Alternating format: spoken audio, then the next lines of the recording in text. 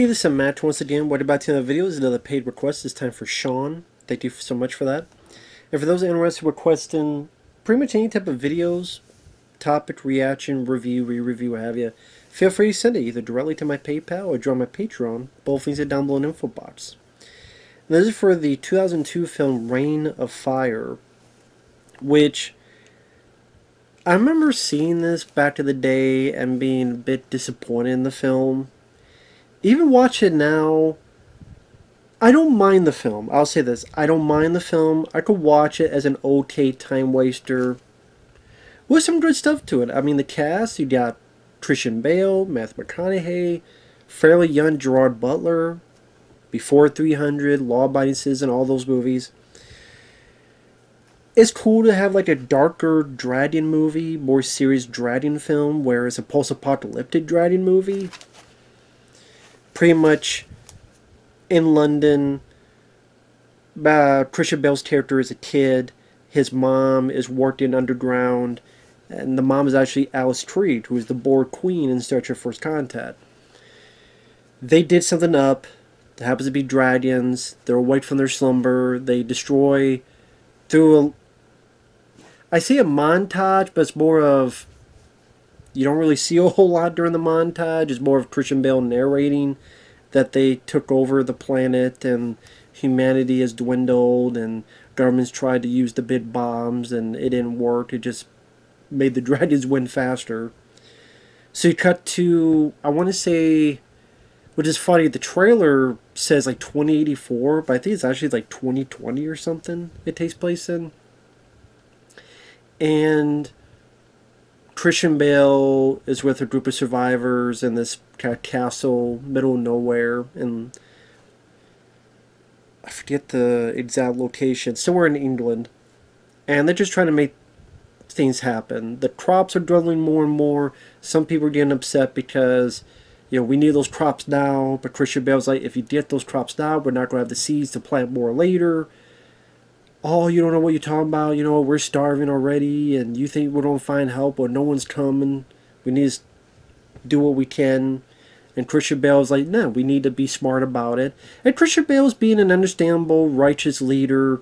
He's not being a prick or anything. You get where he's coming from. And, you know, Christian Bale just uses natural dialect. I know a lot of times he has to do his American voice, but here he just uses natural voice. And this is early Christian Bale. This is before, I think this is after American Psycho, but before Batman Begins. This is around the time he was doing films like Equilibrium, which I do like that film quite a bit. I think Equilibrium is a pretty underrated action film with Christian Bale. Christian Bale's buddy's played by Gerard Butler. And it's cool to see them together. I wish they were together more. Maybe if someone knew Gerard Butler would be a much bigger star later on, he would have had a bigger part. But it's nice to see him in there. Like, for example, to entertain the kids who are fairly young. The two do a reenactment from Star Wars. But the kids, because there's no movies, no way to watch movies, the kids don't know what this is. But they're, again, it's fun. Who'd have think to see Christian Bale and Gerard Butler, you know, Batman and 300 guy. I forget the character's name. Like, to see those two guys reenact Star Wars, I think that was a cute, fun sequence. But sadly, some of the guys and people, they harvest the crops too early. A dragon arrives and destroys the crops, kills some of them. Christian Bale has to save their stupid ass. And then one thing leads to another. Americans arrive on tanks and even a helicopter, and it's led by Matthew McConaughey. Which Gerard Butler has the line, only one thing worse than dragons: Americans. Although I do like the bit where Christian Bale is going to go down to meet them, and he tells Gerard Butler, if anything happens, you know what to do. And then Gerard Butler goes, I have no idea. So, yeah, Gerard Butler's having fun with the small role that he has. The acting is pretty good. The set design, the rundown castle, the way they make certain scenes look post-apocalyptic, especially when they go into London, the third act. Again, some decent set design on there. The CGI on the dragons, I mean, it's 2002 CGI, so they don't hold up. But at the same time, they're not as bad as other films of that era. I do wish they would have implemented more practical effects, like Dragon Slayer in the 80s. At least certain scenes or certain up-close shots would have been nice to see more practical usage. And while I don't mind the film, I like Matthew McConaughey's performance. Some may say it's campy. I thought he was just really intense and really into his piss and vinegar type of character. It's like a more angry version of Robert Shaw from Jaws. But I think one of the issues with the film, well, two. One is I think they picked the wrong director. And two, I think this film was heavily misadvertised. Rob Bowman, he directed the X-Files movie. I think he did a good job on that, and he directed X-Files episodes. But this was not in his wheelhouse. I don't think the guy... What worked for X-Files the movie doesn't really work in this. Because he doesn't really have a sense of intensity, momentum of action, style, to really make it above the norm compared to other films. So it becomes this kind of, feeling. And there's not a lot of action, at least you would think from the advertisement. Because the way it's advertised, it makes it seem as if it's going to be this gusto action film where now Matthew McConaughey and his American team are going to team with Christian Bale, and they will go on this journey to kick some dragon ass, and Matthew McConaughey's going to be kicking ass against dragons. Really, it's not a whole lot of that. There's a little bit. There's a bit where the Americans, they take one dragon down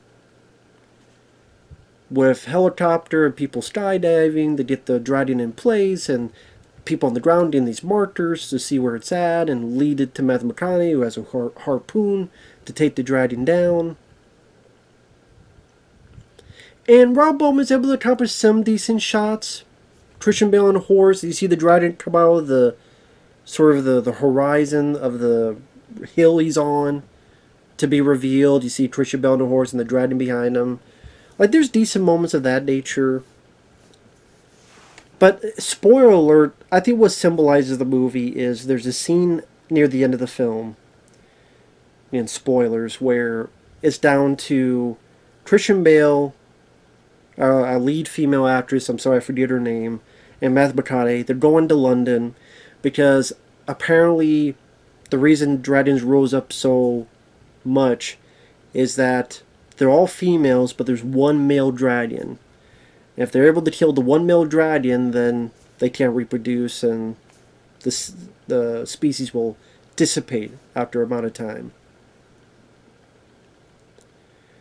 Granted, that would mean you still have, I don't know, 1 million dragons running around for how long?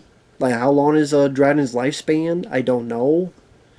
I mean, if a dragon's lifespan is, 20 years, even if you kill the male dragon, it ain't no matter shit, because you don't have, like, 1 million females pissed off, and you still have to survive for, I don't know, 20 or so years. I don't know. I mean, that's the thing. Okay, I get that they're not going to reproduce more, but there will still be, the way you showcase 1 million dragons, like, that's the number you pull out of your butt. There's 1 million dragons. I'm like, okay, so now there's 1 million pissed off female dragons who didn't get their poontang pie waxed and smacked and snap, crackle, and popped. They didn't have their anal evacuation, or whatever the hell the position they want to do, dragon style, if that's the case. What the fuck that would be. They'll do it while flying. Yeah, I know, it's,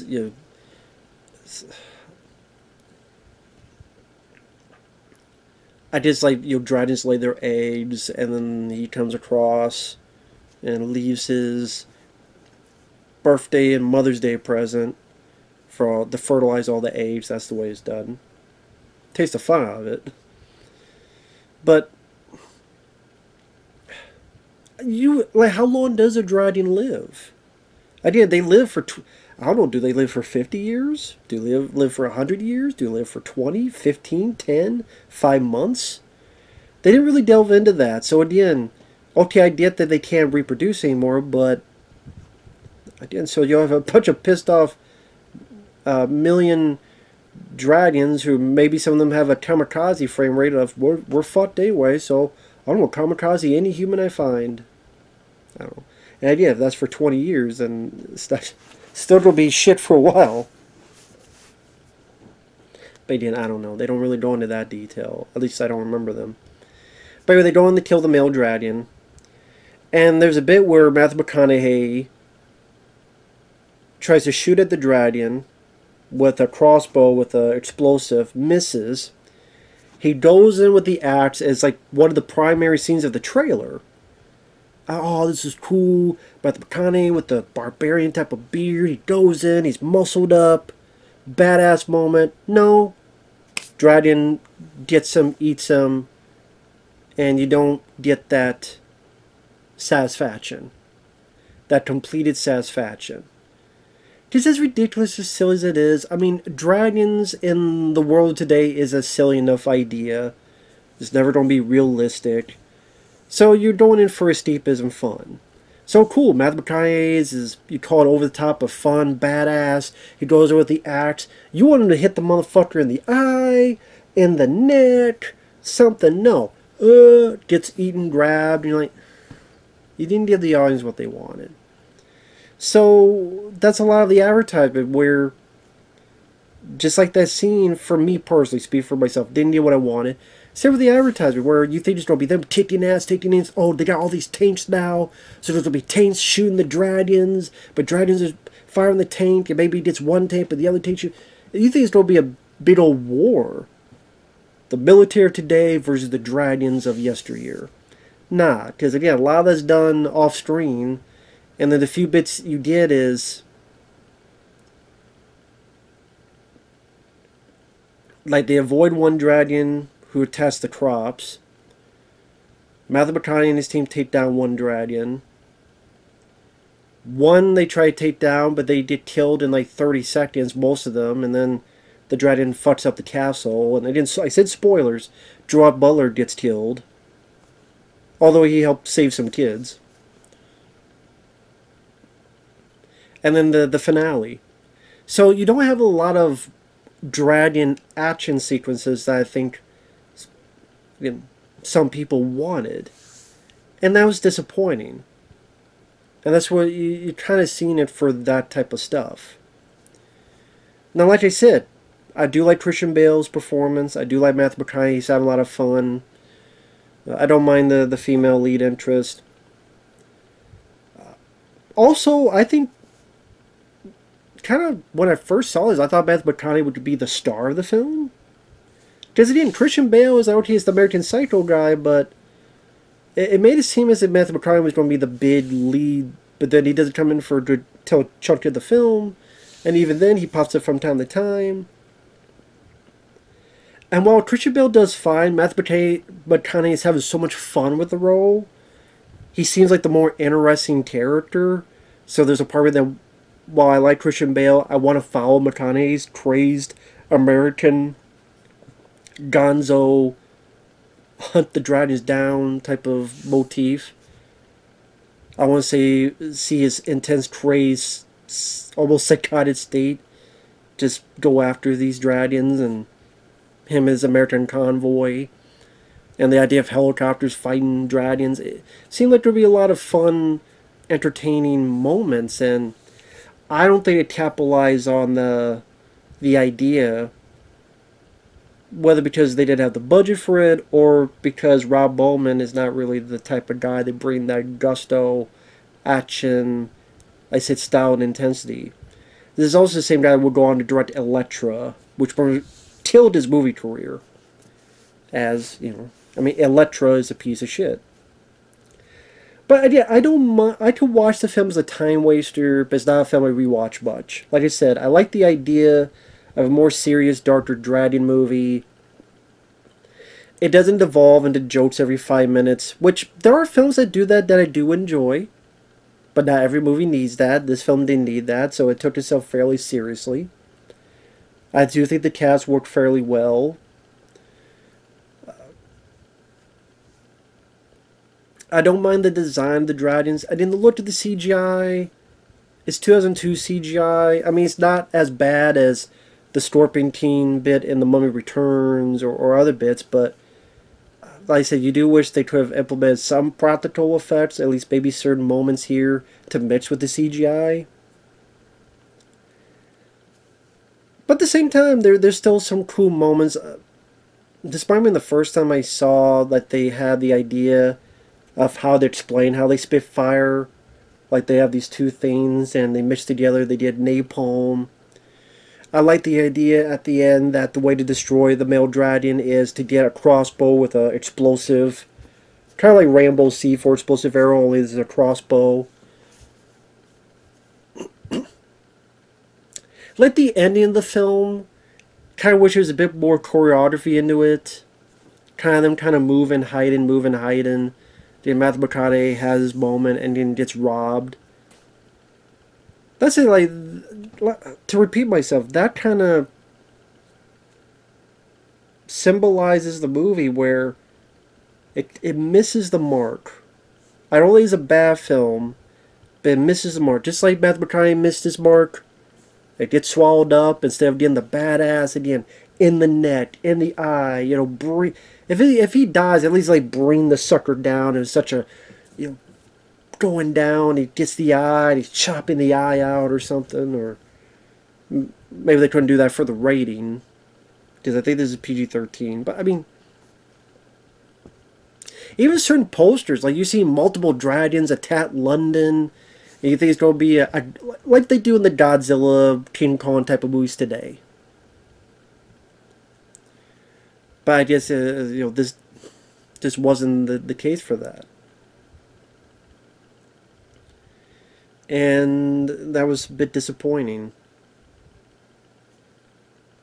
But again, as it is, it's cool to see this type of thing being done without a Sci-Fi Channel budget. Having a bit more budget to be a bit more slick than Sci-Fi Channel Asylum type of movies. The cast is fun to watch. Fun to see a lot of these guys, like before I did Christian Bale before Batman, Gerard Butler before he took off. You also have, I forget his name, Dr. Bashir. He was in one of the Star Trek shows as a doctor. He's in there in a bit role. And like I said, speaking of Star Trek, Alice Creed as the mom at the beginning of the film. And I like that it gives a sense of danger to the dragons, to take them seriously, to take them as a threat, a serious threat. And they definitely give a reverence to the danger of the dragons. They're not looked at as a joke, they're not looked at, like, there's moments of attempts at tension to just show that these things are an absolute danger. And I have to appreciate it. I think maybe nowadays some people do appreciate that aspect of it. I mean, compared to a lot of times nowadays where stuff is taken as a joke. So yeah, it's not a bad film, but it's just, I wish it was something different. I wish it was more gusto. I don't know which director you would choose for it. Like Rennie Harlan did for Deep Blue Sea. It's a creature feature film, but you have those impactful moments of El Cool J blowing up the shark, or like those fucking, even the Sam Jackson's death scene, like those moments that really hit with some type of impact. And that had dodgy CGI as well, but also mixed in with some really good practical effects that helped. So you have some bad CG nowadays of the sharks, but you do have some good practical effects. So like Deep Blue Sea, I wish it was more that nature, that feel. And they never would have gone for it, but it would have been nice if this was an R-rated film. Like, you're going with a darker aspect, more serious story. I wish they pushed it further and made it R-rated. Again, maybe they felt... They did. Deep Blue Sea was R-rated. It had a decent-sized budget. It might have had a bigger budget than Rain of Fire, to be honest. But, I mean, I guess they figure R-rating won't get as much box office, and this film didn't do well anyway to begin with.